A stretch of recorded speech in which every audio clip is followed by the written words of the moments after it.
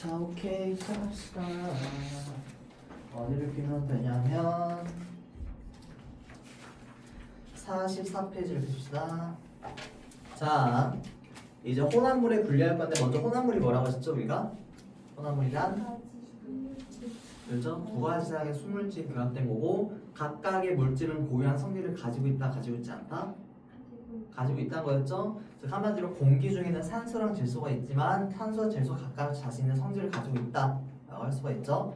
이제 그걸 통해서 우리가 분리를 할 거예요. 자, 첫 번째 뭐가 있냐? 밀도 차이를 이용한 혼합물 분리. 자, 일반적으로 밀도에서 어떻게 설명하고 있죠? 밀도란 부피분의 질량이고 좀 더 다르게 표현하면 얼마나 부피 대비 무거운가 나타내는 지표죠. 자, 밀도가 큰 물질은 어떻게 된다? 상대적으로 위에 있다, 아래에 있다? 밀도가 큰 물질은 아래에 있고 밀도가 작은 물질은 위에 있겠죠?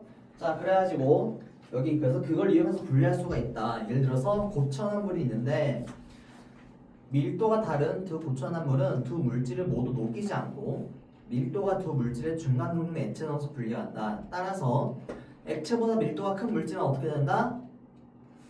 밑으로 가라앉습니다. 액체보다 밀도가 작은 물질은 위로 뜹니다 라고 할 수 있겠죠? 그래가지고 밑에 예시로 나와 있는 게 속이 찬 접시 고르기, 신선한 달걀 고르기, 신선한 방 고르기 등이 있습니다. 자, 조건이 뭐다? 그래가지고 이렇게 밀도 차이를 해서 분리할 거면 이 고체가 액체 녹으면 될까요? 안 될까요? 예를 들어서 소금이랑 설탕을 이걸로 분리할 수가 있을까요? 왜? 소금이랑 설탕은 넣자마자 녹아버리니까 분리할 수가 없겠죠? 그러니까 지금 고체를 이용한 분리할 때는 녹지 않고 두 물질의 밀도차가 커야 될까요? 작아야 될까요?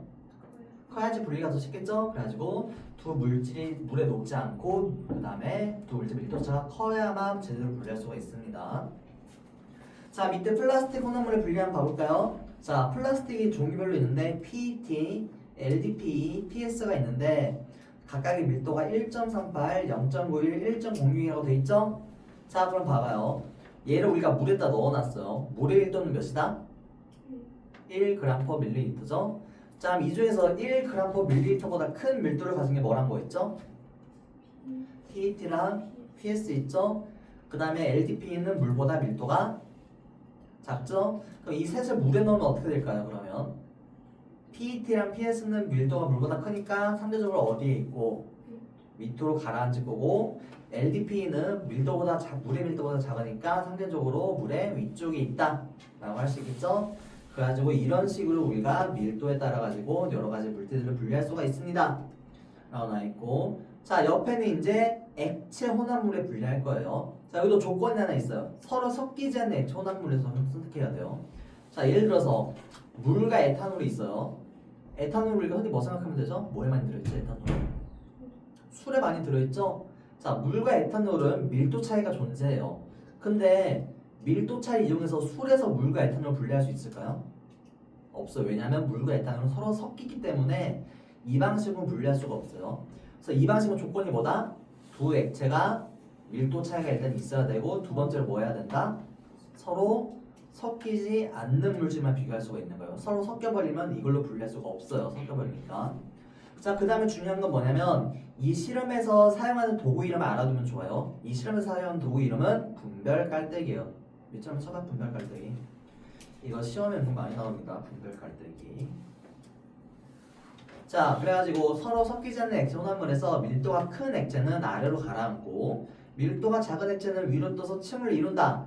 따라서 저 분별 깔때기에 놓고 밑에 있는 레버를 열면 밑쪽에 있는 액체가 먼저 나오고 위에 있는 액체가 분리시킬 수 있다 라는 게 핵심이에요. 액체 혼합물의 양이 많을 때는 분별 깔때기를 이용하여 분리한다. 분별 깔때기에 액체 혼합물을 넣으면 두 층으로 분리되며 분별 깔때기에 마개를 연 다음 꼭지를 열어서 아래층의 액체부터 받아낸다. 그래서 이를 통해서 분리할 수가 있는 것은 옆에 나와있듯이 물과 석유, 간장과 올리브유, 물과 사이마탄소 등을 분리할 수가 있습니다. 조건이 뭐다? 서로 섞이지 않고 어느 정도 밀도 차이가 있어야 된다가 조건이에요. 그래가지고 탐구 플러스 나와있죠? 그래가지고 물과 에탄올을 섞은 물을 여기다 넣고 시간이 지나면 두 개가 섞이지 않기 때문에 물과 식류가 따로 나눠질 거예요. 그래서 분별 깔때기를 열면 상대적으로 밑쪽에 있는 물부터 먼저 빼낼 수가 있다 라고 할 수가 있겠죠? 자, 근데 이걸 쓸 경우에는 뭐냐면 상대적으로 액체량이 많을 때 이 분별 깔때기를 쓰면 되고, 만약에 액체량이 적다 하면 우리는 뭘 쓰면 된다? 우리는 스포이드를 쓰면 됩니다. 이것도 스포이드 체크 한번 해보시고, 분별 깔때기 혹은 스포이드라고 생각하면 돼요. 그러니까 자, 그래서 이거 있고, 자 밑에 예시 나와 있죠. 사금 채취, 혈액 분리, 바디를 주는 기름 제거. 사금 채취는, 자 우리가 사금이 뭐죠? 금이에요. 금인데 모래 사자 쳐가지고 모래처럼 자그마한 금 알갱이들 사금이라고 하는 거예요.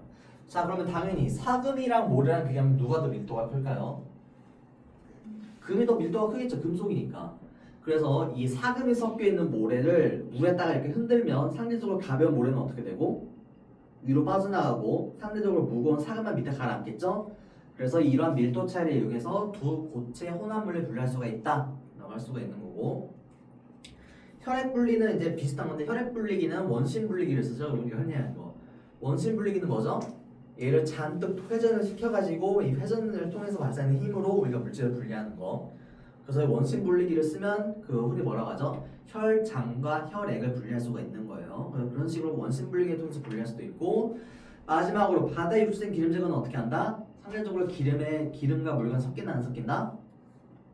섞이지 않고 밀도는 누가 더 크죠? 물이 더 크니까 기름은 위에 뜨겠죠? 그래가지고 우리는 물과 기름이 유출되면 물 위에 있는 떠있는 기름만 제거하면 된다 라고 할 수 있겠죠? 자, 개념 빌더. 서로 섞이지 않는 액체 혼합물을 뭐를 통해서 분리할 때? 아까 뭐라고 했죠? 스포이드는 양이 작을 때만. 일반적으로 뭘 쓴다? 분별 깔때기를 이용해 분리할 때 밀도가 무슨 물질부터 밑으로 나온다? 밀도가 큰 물질부터 밑으로 나옵니다. 자, 소금물에 벽실을 넣어 속이 찬 벽실을 분리하는 방법은 무슨 차이를 이용하는 거다? 밀도 차이죠? 밀도 차이를 이용한 방법입니다. 라고 할 수가 있고, 자 다음으로 끓는 전 녹는 차이를 이용한 혼합물을 분리하는 방법이다. 자, 액체 상대 혼합물을 가열할 때 끓어나오는 액체의 기체를 냉각하여서 순수한 액체 물질을 분리하는 방법을 증류라고 합니다.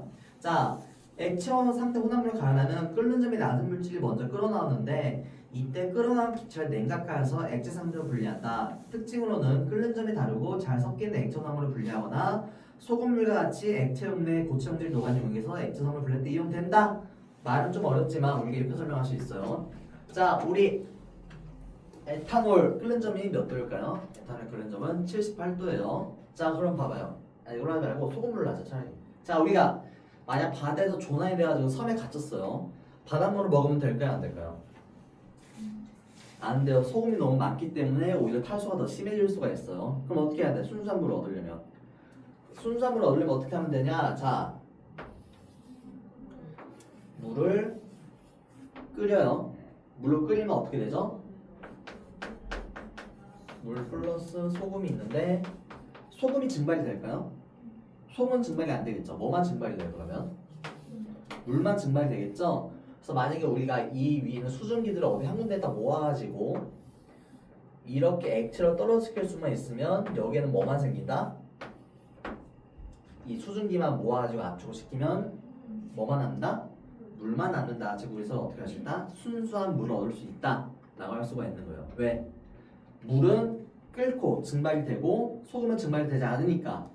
이런 방식을 우리가 증류라고 합니다. 증은 증발시키다 할 때 증, 류는 유체, 액체를 우리가 류라고 하는 거예요. 주류할 때, 음료수 할 때 류.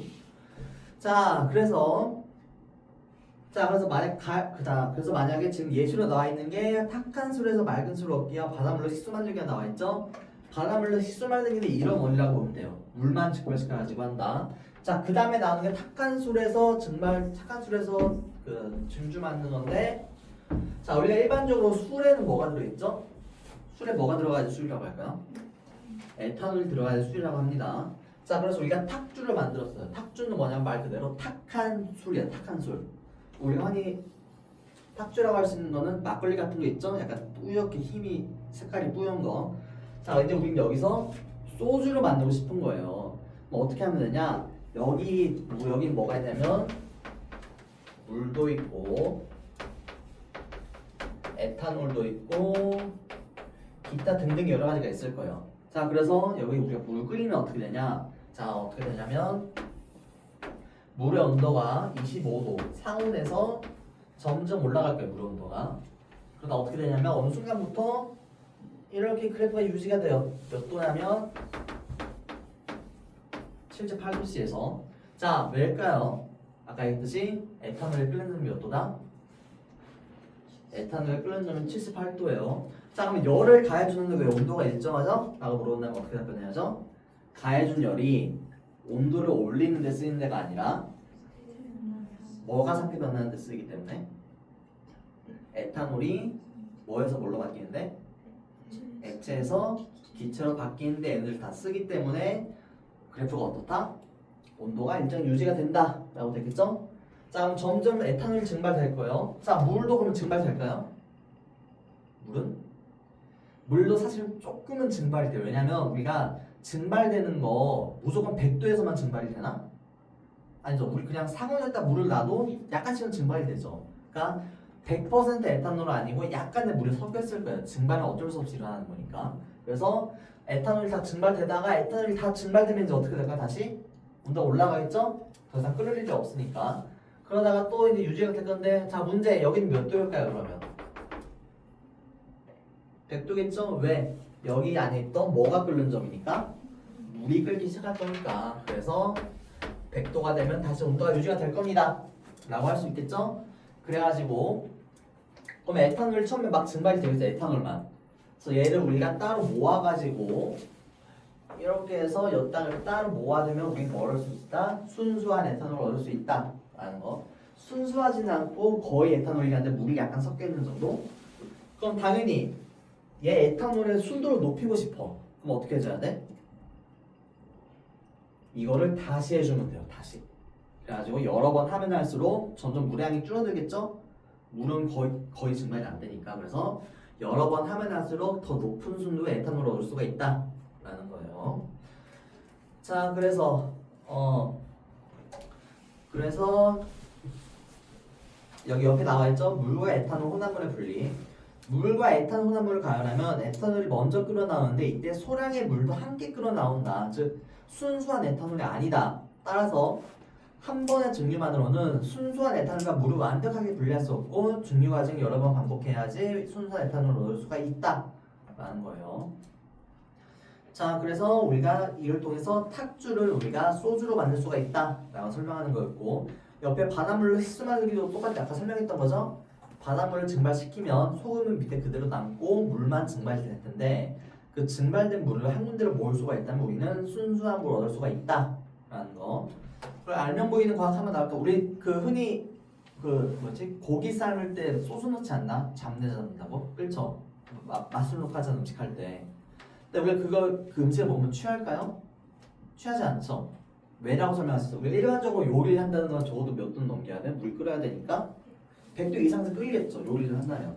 근데 아까 에탄올을 끓는 점은 얼마나? 즉 100도에서 끓을 정도면 에탄올이 이제 없다는 거예요? 있다는 거예요? 없다는 거예요? 그러면 음식 속에? 왜냐면 100도씨 이하의 78도 전부 다 증발이 돼버리니까 100도 이상으로 물을 끓인다면 거기는 더 이상 에탄올이 없다는 거예요. 즉 그걸 마셔도 취한다 안 취한다? 취하지 않는다 라고 할 수가 있다는 거예요.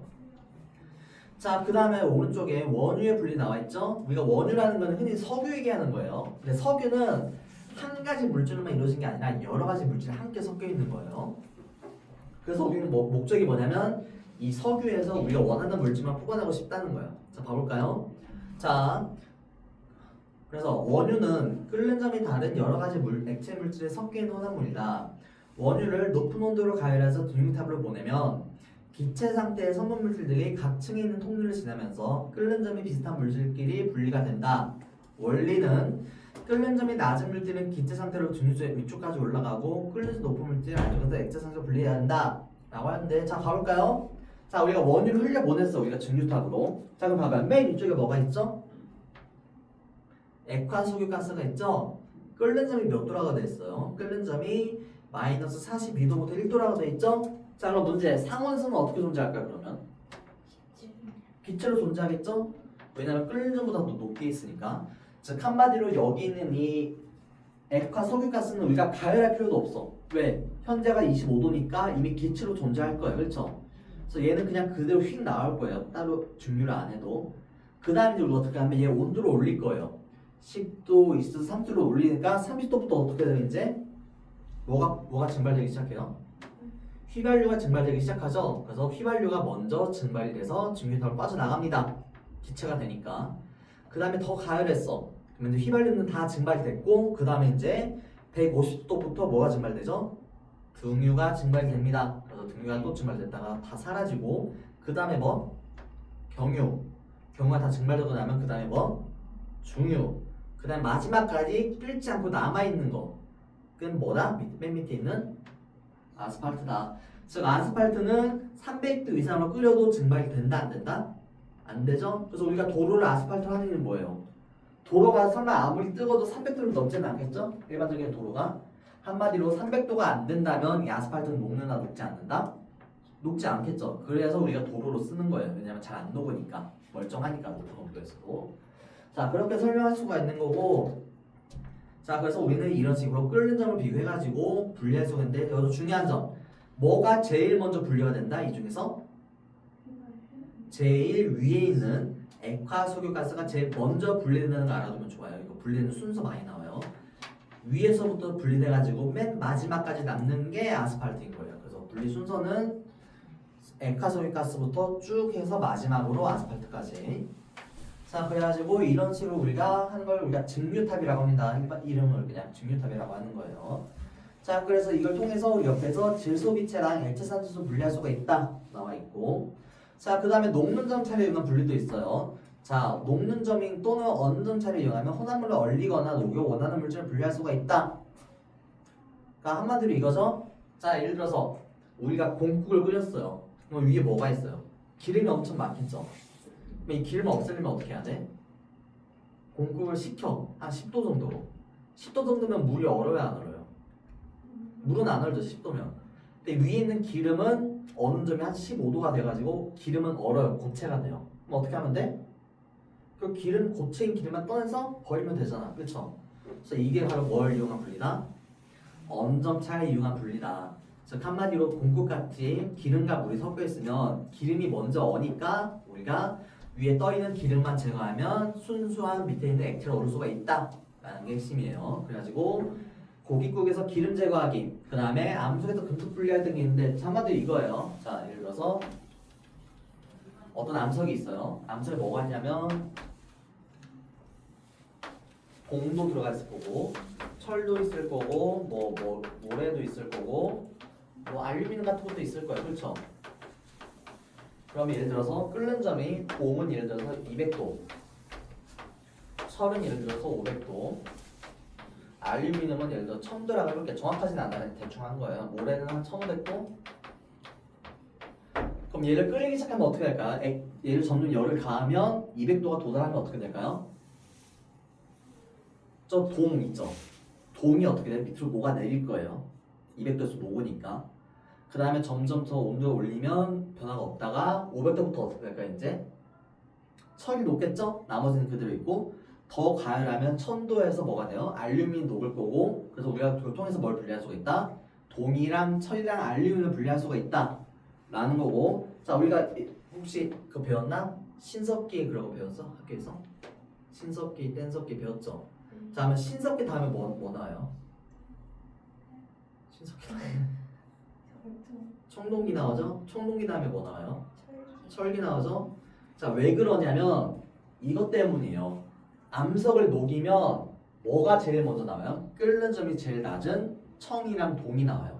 가지고 옛날 사람들은 이만큼 온도를 못 올리니까 얘를 쓸 수밖에 없는 거예요. 그러다 기술이 발전하면 끓는 점을 또 높일 수가 있어. 그럼 뭐까지 분리할 수가 있다 우리는? 철까지 분리할 수가 있다. 그래서 우리가 철기 시대가 되는 거고 나중 가면 이제 우리가 이만큼 가열이 가능해요. 그래서 우리 뭐라 얻을 수가 있다? 알루미늄까지 얻을 수가 있다. 즉 청동기에서 철기로 넘어가는 이유는 뭐냐면 청동기가 더 분리하기 쉬워. 온도가 더 낮아가지고 녹는 점이. 그 다음에 철이어가지고 그 다음에 철을 얻을 수가 있다. 그래가지고 청동기 철기가 구분된다 라고 알겠으면 될 것 같아요. 그래서 이런 식으로 우리가 얘기할 수가 있는 거고 자 그 다음에 개념 필터 한번 봐볼까요? 그래서 자 액체 상태 혼합물에 가려면 끓는 점이 무슨 물질이 먼저 나온다? 위에 저기 액화석유가스 봐봐요. 끓는 점이 제일 낮은 물질이 먼저 끓어서 나오죠. 자, 이때 끓어나온 기체를 냉각하여서 액체 물질 분량 방법을 우리가 두 글자로 뭐라고 한다? 아까 왼쪽 페이지 맨 위에 있죠? 뭐라고 하죠? 두 글자. 증류라고 합니다. 증류. 중요해요, 증류. 자, 2번. 바닷물에서 식수를 얻거나 증류땀에서 원유를 여러 가지 물질을 분리할 때 공존적으로 이용하는 물질의 특성을 뭘 이용해서 분리한다? 녹는 점이 약간 특이한 경우. 기름이랑 물 분리할 때고. 위에 있는 석유는 어떻게 분리했죠?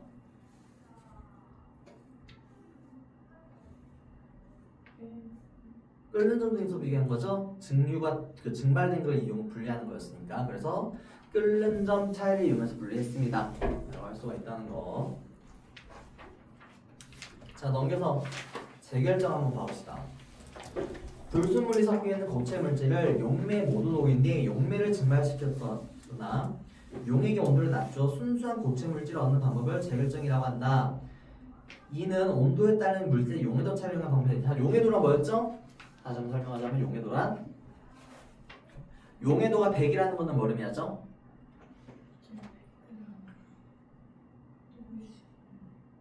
그렇죠? 물 100g에 최대로 녹을 수 있는 용량이 100g까지 녹을 수가 있다. 그럼 용해도가 100이다 라고 할 수가 있다는 거예요. 자, 그래서 거의 자료 한번 봐볼까요? 그림 한번 봐봅시다. 약간 예시를 대충 한번 들어볼게요. 자, 이렇게 있어. 하나. 자, 그러니까 일반적으로 고체 용해도는 뭐 생각하면 된다고 했었죠? 뭐 생각하면 된다고 했어요? 기체는 탄산음료, 고체는 코코아였죠?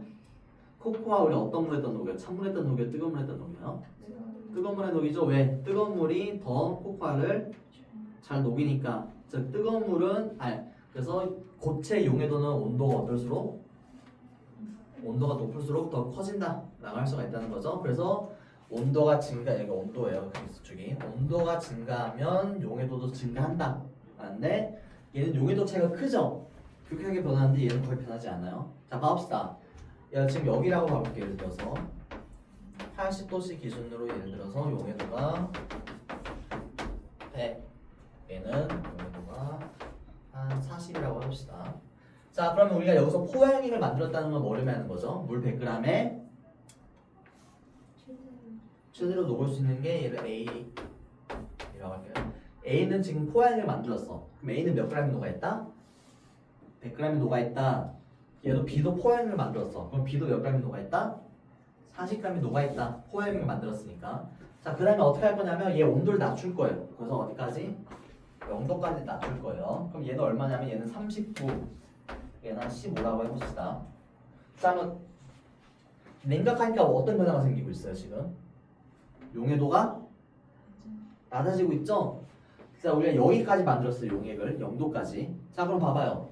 처음에는 A는 몇 g 녹아 있었어요? 물 100g 기준으로 100g 녹아 있었죠? 100g 녹아 있었는데 얘를 식히니까 용해도가 몇으로 바뀌었어요? 15로 바뀌었죠?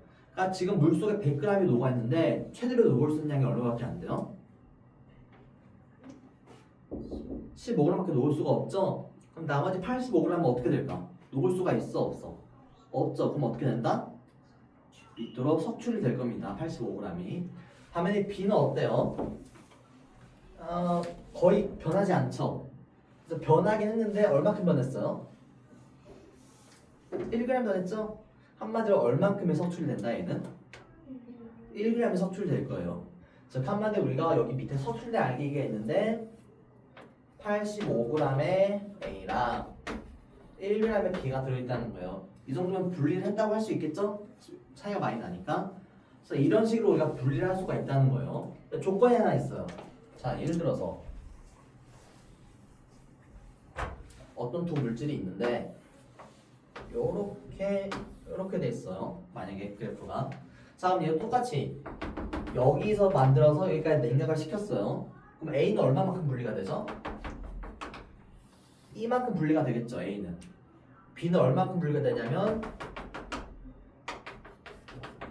이만큼 분리가 되겠죠? 즉 A가 이만큼 B가 이만큼 나온다면 이걸 우리가 A랑 B를 분리했다고 할 수가 있을까요? 그래서 우리가 했는데 설탕 40g, 소금 60g이 나 섞여 있는 상태가 됐대. 이거 우리가 소금과 설탕을 분리했다고 할 수 있을까요? 없죠. 둘 섞여 있으니까 B는 이만큼 나오고 A는 이만큼 나오니까 섞여 있는 거라서 분리의 의미가 없어요. 그래서 두 개가 서로 급격하게 변하면 분리가 거의 되지 않아요. 즉 이럴 경우는 분리가 힘들어. 둘 다 급격하게 변하면. 자 그럼 만약에 이번에는 그래프가 이렇게 있고 이렇게 있어. 얘는 어떨까? 그럼 예를 들어서 이만큼 나오겠죠. 그 다음에 얘도 어때요? 이만큼 나오겠죠. 즉 둘 다 너무 조금밖에 안 나오니까 얘도 분리하고자 하는 의미가 없어요. 우린 많이 분리하고 싶은데 너무 적잖아 그래프가. 거의 분리가 안 돼. 녹지 섭술이 되지도 않아 거의. 그래서 이런 경우에는 우리가 분리가 힘들겠죠. 그래서 이런 식으로 우리가 용해도를 이용해서 분리하고 싶으면 어떤 걸 선택해야 된다? 하나는 용해도가 변화가 작은 거, 또 하나는 용해도 변화가 큰 거를 해야지만 우리가 분리한다는 의미가 생긴다는 거예요. 그래서 그래프 보면 다 어때요 그래프가? 하나는 그래프가 완만하죠. 조금씩 증가 안 하죠. 하나는 급격하게 증가하죠.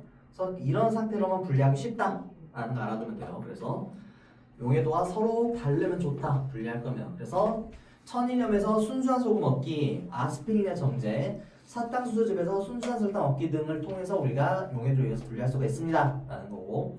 자 근데 우리가 아까 고체 용해도 말고 또 뭐도 존재했었죠? 우리가 배운 것 중에서 기체 용해도도 정의했었죠? 기체도 우리 물에 녹을 수 있어요. 자 그래서 어떻게 했냐면 이번에는 기체가 있는데 암모니아랑 공기가 섞여 있어요. 근데 우리가 그거 분리하고 싶어. 그럼 어떻게 하면 되냐면 암모니아는 물에 잘 녹는데 공기는 물에 잘 안 녹죠? 그럼 만약에 이 암모니아랑 공기가 섞인 물을 따라서 흘려보내면 어떻게 될까요? 이렇게 올라가면 암모니아는 물이랑 만나니까 서로 어떻게 돼요? 녹겠죠? 용이가 되겠죠? 즉 암모니아는 물속으로 들어가요. 근데 공기는 물이랑 녹는다 안 녹는다?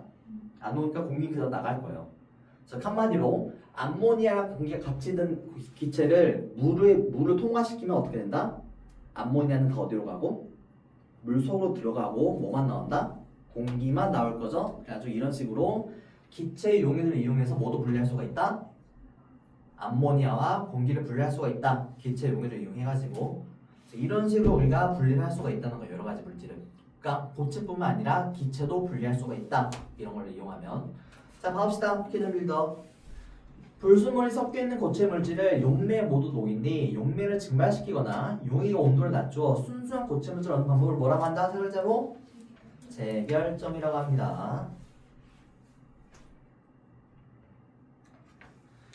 자, 불순물이 섞여 있는 고체 물질을 높은 온도의 용매에 모두 녹인 뒤 서서히 냉각하면 온도에 따른 무슨 차이에서 위 그래프에서 지금 Y축이 뭐로 돼 있죠? 용해도라고 돼 있죠? 용해도 차이에 의해서 순수한 고체 물질을 얻을 수가 있습니다. 자, 탄광 봐봅시다. 오른쪽에. 자, 어떻게 하냐면 지금 물과 에탄올을 같이 넣고 그림같이 장치하였습니다. 혼합물을 가열하면서 1분 간격으로 온도 측정해서 그래프로 나타냈습니다. 그래서 4개 시험관 AD 각각 모았습니다. 자, 그러면 자, 봐봅시다. 자, 그럼 A는 지금 뭐랑 뭐가 있을까요? 물이랑 에탄올이 들어있겠죠? 그 다음에 B는 왜 일정하죠? 기울기가? 온도를 계속 넣어주는데 왜 일정하지? 그렇죠. 가해준 열 에너지가 뭐 하는 데 쓰는 데가 아니라 온도를 올리는 데 쓰는 데가 아니라 뭐 하는 데 쓰기 때문에 정확히 뭐가 상태 변화할 때? 에탄올이 뭐에서 뭘로 바뀔 때? 액체에서 기체로 바뀌는 상호작용을 다 쓰기 때문에 온도가 변한다 안 변한다? 변하지 않는다. 즉 B까지는 아직 물 플러스 에탄올이 같이 들어있긴 한 거예요. 근데 C부터는 어떻게 돼요? 다시 온도가 올라가죠. 왜? 에탄올이 더 어떻게 돼버렸으니까? 에탄올이 다 증발이 되었기 때문에 이제는 물만 존재합니다. 즉 D에서도 뭐만 존재한다? 물만 존재하겠죠? 그래서 이런 식으로 우리가 자 이건 뭘 이용한 분리 방법이다? 무슨 차이를 이용한? 끓는 점 차이를 이용한 분리 방법입니다 라고 할 수가 있다는 거고 자, 탄광 문장 풀어볼까요? 잠깐 시간 줄 테니까 풀어봅시다.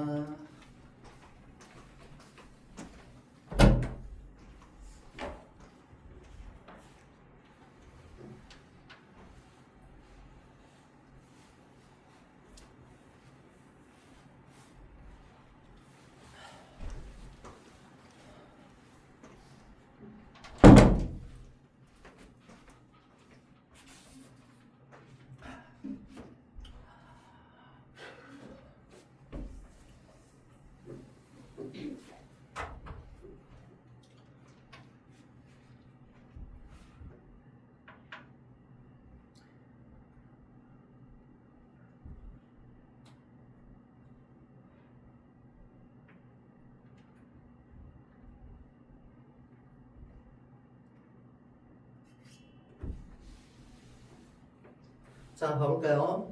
시험관 비해모임 물질은 모두 에탄올이다. 주로 에탄올이다. 맞을까 틀릴까요?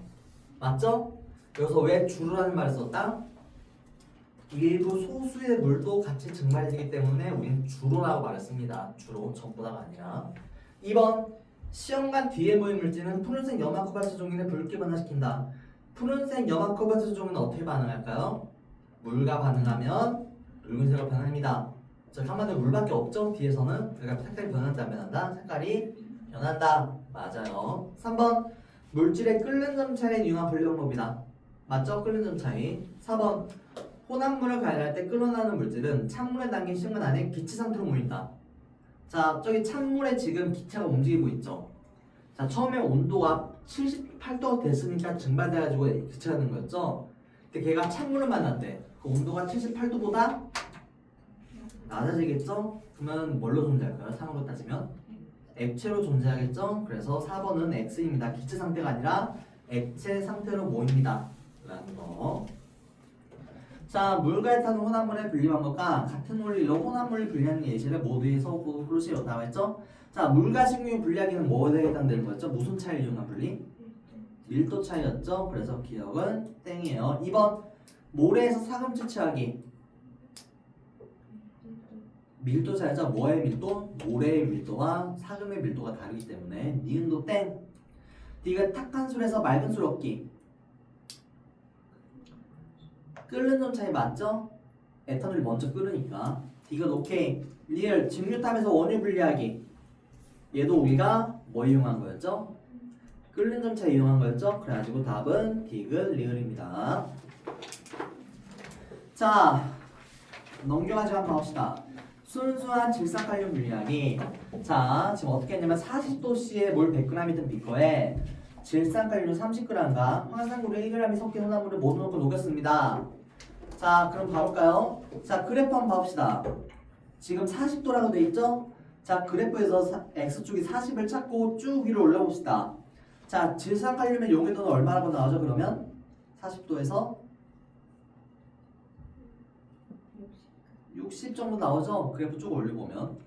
자, 그 다음에 황산구리의 용해도는 얼마쯤 할까요? 쭉 내려보면 30쯤 하죠? 즉 한마디로 질산칼륨의 용해도는 얼마지? 60. 황산구리의 용해도는 30이에요. 자, 걷다가 얼마큼 녹였대요? 질산칼륨을 30g 녹였죠? 다 녹았을까요? 안 녹았을까요? 녹았겠죠? 용해도가 60인데 30g 녹였으니까. 황산구리도 다 녹았을까요? 용해도가 30인데 지금 몇 그램 녹였대요? 1g 녹였다고 되어 있죠? 문제에서. 즉 한마디로 얘도 다 녹았을 거예요. 즉 한마디로 밑에 가라앉은 건 없다 라고 할 수가 있고, 이제 얘를 어떻게 했대요? 2번에서 얼음물이 든 수조에 1의 비크로 담고 어떻게 했다? 0도씨로 냉각을 하였습니다 라고 나와있죠? 자, 그럼 용해도가 어떻게 될까요? 온도가 낮아지니까 용해도가 작아지겠죠? 그래서 그래프가 점점 어디로 이동해요? 오른쪽에서 왼쪽으로 이동할 거예요. 그렇죠? 아, 0도씨일 때 한번 용해도 한번 봐볼까요? 0도씨일 때 질산칼륨의 용해도 얼마가 나와 있어요? 질산칼륨이 0도일 때 용해도는 13.6 같은데 그렇지 않나? 혹시 나 그래프 보는 거 모르겠다 한 사람 있어요? 다 잘 알고 있다 보고. 자, 황산구리의 용해도는 얼마죠? 그러면 0도씨에서 14.2가 나오죠? 자, 한번 봐봅시다. 질산칼륨은 처음에 몇 그램 녹아 있었는데 실험 1에서 몇 그램 녹였다고 돼 있죠? 질산칼륨을 30g 녹였다고 돼 있죠? 즉 30g이 녹아 있는데 지금 0도씨에서 용해도가 몇이래요? 13.6이라고 돼 있죠? 그럼 나머지 16.4g 어떻게 돼요 그러면? 녹을 수가 없죠. 용해도 넘겼으니까. 그럼 어떻게 된다? 밑으로 섭취를 될 겁니다. 자, 황산구리 봐볼까요? 황산구리 지금 몇 그램 녹아 있는데 1g 녹아 있죠. 근데 용해도가 몇이에요? 지금 용도에서? 14.2죠? 그러면 얘는 섭취를 될까요? 안 될까요? 안 되죠. 왜? 불포화용이니까, 즉 덜 녹았으니까 섭취이 안 될 거예요. 즉 한마디로 밑에 가라는 석촌물질은 뭐밖에 없다? 질산칼륨밖에 섭취이 안 될 것이다. 즉 우리는 어떻게 할 수 있다? 순수한 질산칼륨 얻을 수 있다.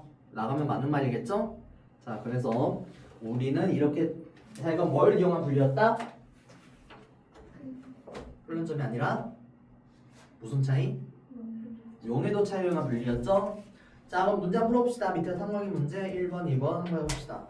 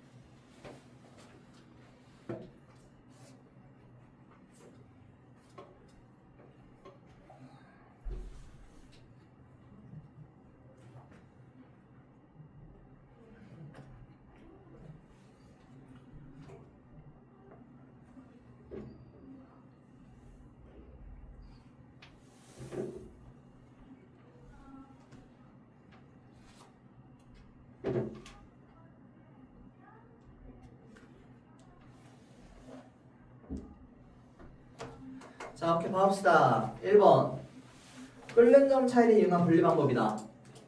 맞아요? 틀려요? 틀리죠? 무슨 차이를 이용한 분리다? 용해도 차이를 이용한 분리입니다. 2번 질산칼륨은 황산분리보다 온도에 따른 용해도 차이가 크다.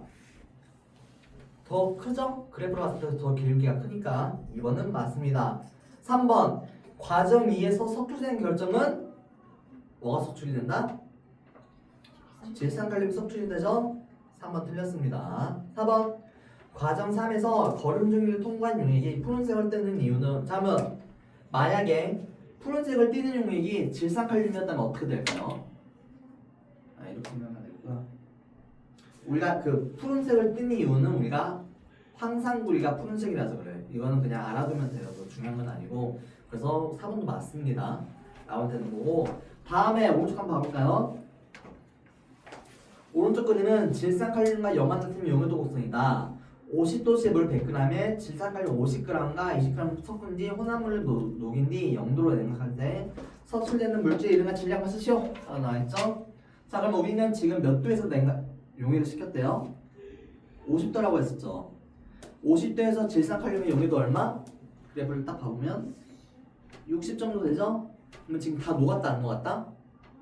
녹았다. 그 다음에 염화나트륨의 용해도는 60도 기준으로 50도 기준으로 30 몇 정도 되죠? 근데 지금 20g 녹았다고 했죠? 그럼 다 녹았다 안 녹았다? 일단 다 녹았어요 둘 다. 그 다음에 온도를 몇 도로 냉각했대요? 0도로 냉각했다고 했죠? 0도에서 용해도 한번 볼까요? 질산칼륨의 용해도 얼마예요 0도에서? 14g이죠? 14죠? 즉 물 100g에 14g밖에 못 녹아요. 근데 지금 물수로 몇 g 들어있어요 아까? 50g 들어있다고 했죠? 자, 50g 들어있는데 14g밖에 녹을 수가 없다. 그럼 나머지 36g은 어떻게 된다? 석출이 됩니다. 즉 한마디로 질산칼륨은 석출이 됐어요. 몇 g이? 36g 석출이 됐어요. 자, 그 다음에 염화나트륨 한번 볼까? 염화나트륨의 0도에서 용도도 얼마? 32라고 나와있죠? 즉 한마디로 지금 물 100g 기준으로 몇 g까지 녹을 수 있다? 32g까지 녹을 수 있는데 우리 몇 g 녹였다고 했죠? 염화나트륨은 20g 녹였다고 했죠? 그럼 석출이 될까요? 안 될까요? 안 되죠? 안에 돌 녹았으니까 불포화용의 상태니까 안 녹았을 거예요. 즉 뭐만 석출이 됐다? 질산칼륨 36g이 석출이 됐다 라고 할 수가 있다는 거였죠? 자, 오늘 여기까지 합시다. 수고하셨고